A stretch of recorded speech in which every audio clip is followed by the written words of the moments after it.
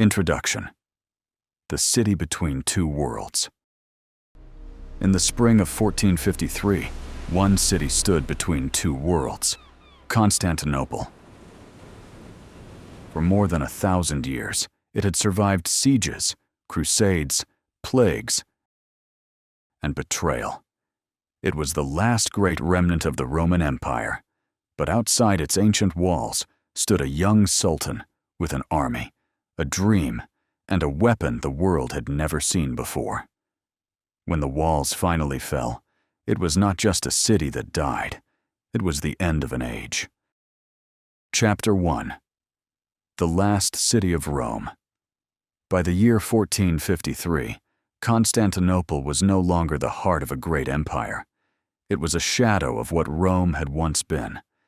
For more than 1,000 years, this city had stood at the edge of Europe and Asia, guarding trade routes, faith, power, and memory.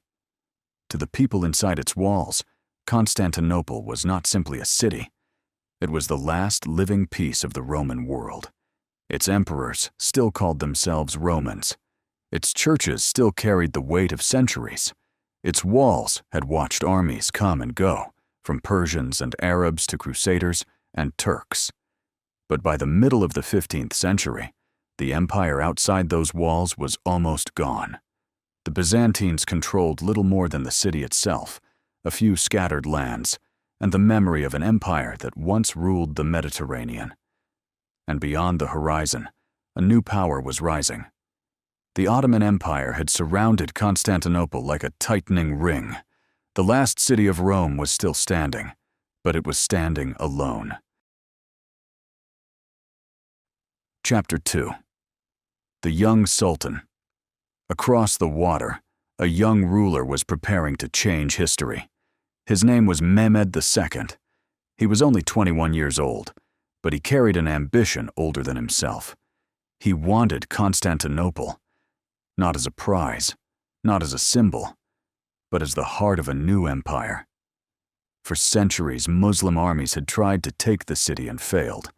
Its walls had broken the dreams of kings, caliphs, and conquerors. But Mehmed believed he was different. He studied the city. He studied its defenses. He studied the mistakes of every army that had come before him. And while the Byzantines looked to the west for help that would barely come, Mehmed prepared with discipline, patience, and obsession. He built fortresses. He gathered soldiers. He secured the Bosporus. Then he brought something to the battlefield that Constantinople had never truly faced before. Not just an army, but a weapon powerful enough to challenge the walls of Rome. Chapter 3. The Walls That Couldn't Fall. Constantinople had one great advantage: its walls. For centuries, the Theodosian walls had protected the city from invasion. They were not just one wall, but a system of defense: ditches, outer walls, inner walls, towers, and gates. Army after army had stood before them, and army after army had failed. To the people inside the city, the walls were more than stone. They were a promise that Constantinople would survive. But in 1453, the world had changed. The age of stone was meeting the age of gunpowder, and for the first time, the walls of Rome were about to face something they were not built to stop. Chapter 4. The Monster Cannon. Mehmed knew that Constantinople could not be taken by courage alone.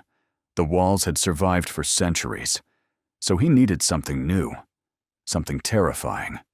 A massive cannon was built for the siege, a weapon so large that it had to be dragged by teams of men and animals. When it fired, the sound shook the earth. Stone cracked, dust filled the air, and the defenders of Constantinople watched as the old world began to break apart. The cannon was slow. It was difficult to move. It could not fire quickly.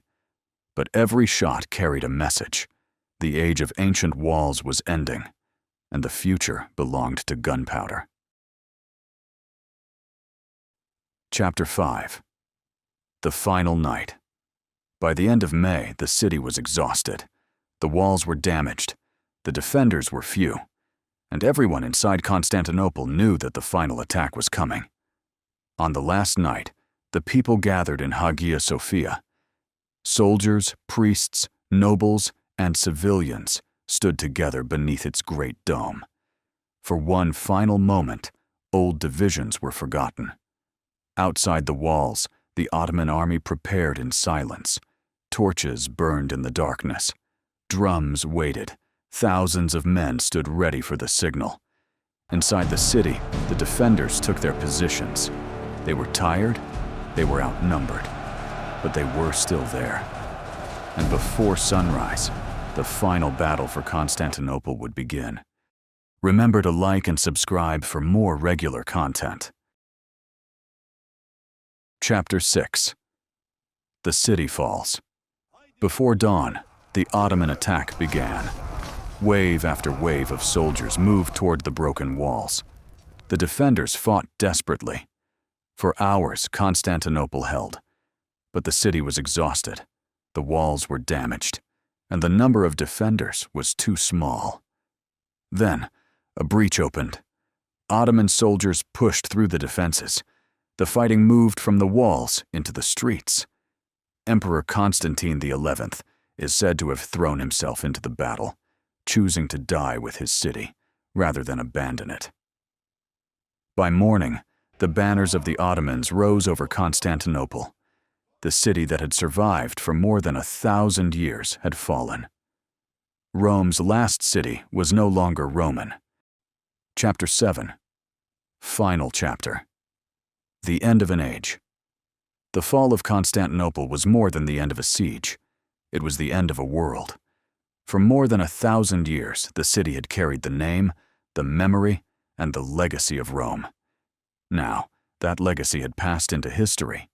Mehmed entered the city not only as a conqueror, but as the ruler of a new imperial capital. Constantinople would become Istanbul. The Ottoman Empire would rise as one of the great powers of the world, and Europe would never be the same again. Trade routes shifted, old fears returned, new ideas moved west, and the medieval world began to fade. When the walls of Constantinople fell, an empire died. But from its ruins, a new age was born. Thank you for watching Myths of History. If you enjoyed this story, like and subscribe for more content, and join me again for the next chapter of the past.